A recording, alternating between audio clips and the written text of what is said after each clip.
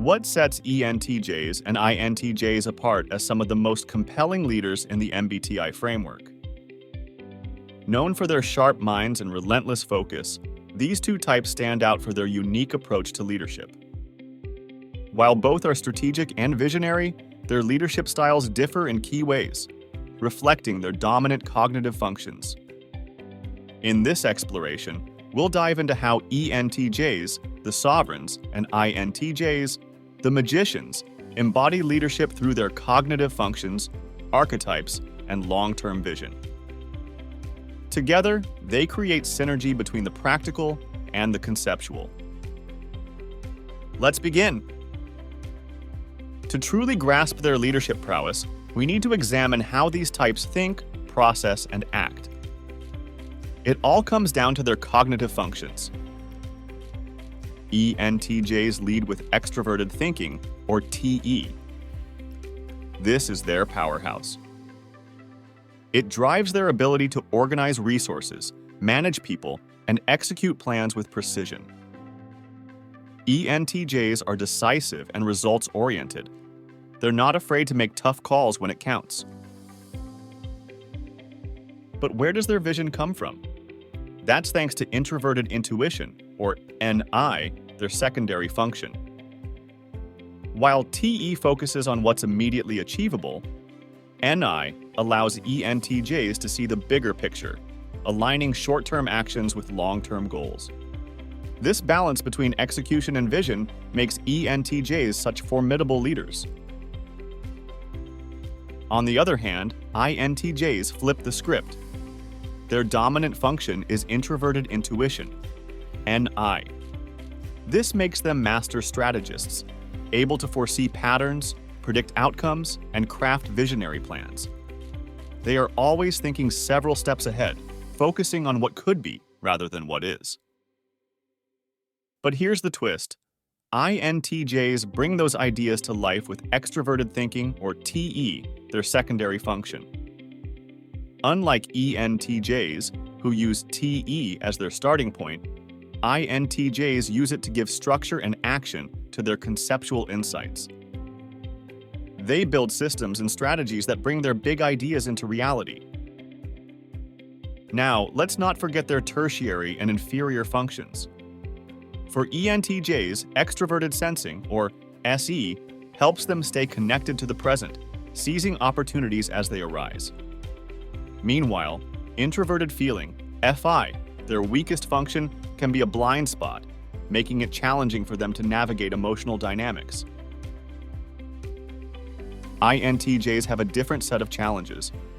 Their tertiary function, introverted feeling, FI, gives them a personal moral compass, but it often operates in the background. And their weakest function, extroverted sensing, SE, means they may struggle to stay grounded in the here and now, focusing instead on their long-term vision. ENTJs are born to lead. They thrive in high-pressure environments and excel at taking charge. Their leadership style is confident, charismatic, and unapologetically results-driven. When an ENTJ steps into a leadership role, they're focused on one thing: execution. Their TE ensures they quickly identify inefficiencies, organize resources, and get things done. But what sets them apart is how their NI gives their leadership a sense of purpose. They're not just managing for today, they're building for the future. However, ENTJs aren't perfect. Their intensity can sometimes come across as domineering, and their focus on results might overshadow the emotional needs of their team.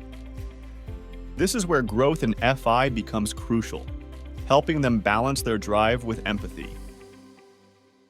Imagine a CEO who takes over a struggling company, identifies key weaknesses, and transforms the entire organization within months. That's the ENTJ in action, relentless, focused, and inspiring. INTJs, on the other hand, lead with precision and vision. They are strategists at heart, quietly orchestrating change with profound foresight. Their leadership style is less about charisma and more about insight. An INTJ's dominant NI gives them the ability to see connections and anticipate outcomes others might miss. But it's their TE that turns these insights into actionable plans. They excel at creating systems that are both innovative and efficient. That said, INTJs can sometimes struggle with the human side of leadership.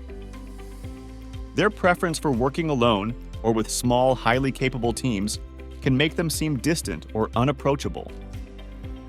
Developing SE helps them adapt their plans to real-world dynamics, making them more flexible and responsive.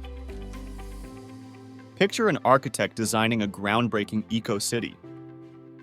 Every detail is meticulously planned, every decision guided by a vision for the future. That's the INTJ, a visionary who doesn't just dream big, but brings those dreams to life. Let's break it down. ENTJs lead with execution. They act fast, organize efficiently, and make decisions on the fly.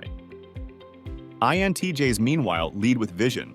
They focus on long-term goals, crafting strategies that stand the test of time. ENTJs are charismatic, assertive, and thrive in dynamic environments where quick decisions are essential. INTJs are reflective, strategic, and excel in roles where deep thinking and careful planning are required. But both types have areas for growth. ENTJs need to slow down and connect with their team on a personal level. INTJs need to step out of their heads and engage with the world around them. Here's the magic. When ENTJs and INTJs work together, their strengths complement each other beautifully. ENTJs bring the energy, decisiveness, and bias for action. INTJs contribute depth, foresight, and strategic clarity. Imagine an ENTJ CEO managing the day-to-day operations of a company, while an INTJ Chief Strategy Officer designs long-term initiatives. Together, they create a perfect balance of power and vision. In Jungian terms, ENTJs embody the sovereign, symbolizing authority, order, and control. They are leaders who build and maintain powerful systems. INTJs, on the other hand, are the magicians, masters of transformation and innovation, guiding change with their deep insights. Both are leaders, but in different ways. The sovereign rules with structure. The magician leads with wisdom. So there you have it, ENTJs and INTJs, two types, two leaders, two visions. Both are powerful, but their paths to leadership are uniquely their own. Which of these leadership styles resonates with you? Let us know your thoughts in the comments. Thanks for watching. See you on the next video.